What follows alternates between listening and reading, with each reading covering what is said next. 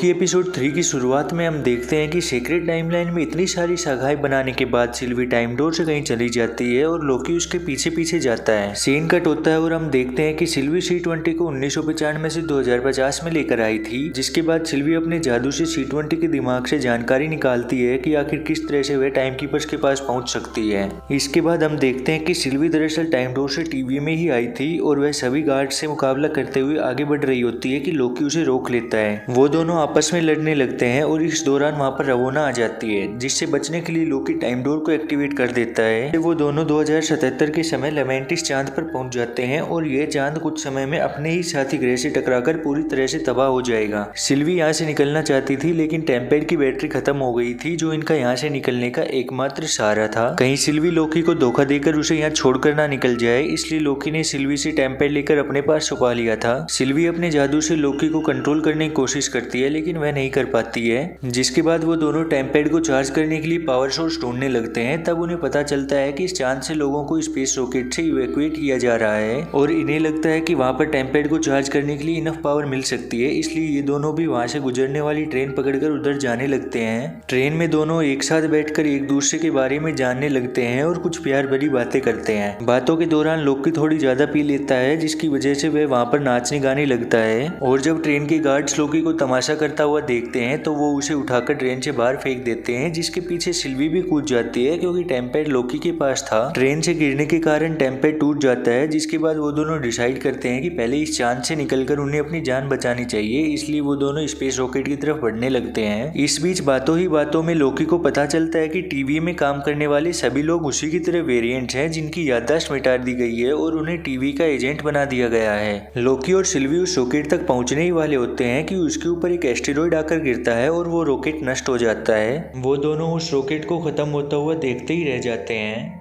और अब आगे क्या होगा? क्या वो दोनों इस चांद से सही सलामत बचकर निकल पाएंगे या नहीं? इसी सस्पेंस के साथ यह एपिसोड यहीं पर समाप्त हो जाता है। दोस्तों, अगर आपको मेरी एक्सप्लेनेशन अच्छी लगी हो तो प्लीज वीडियो को लाइक और चैनल को सब्सक्राइब कर देना। धन्यवाद।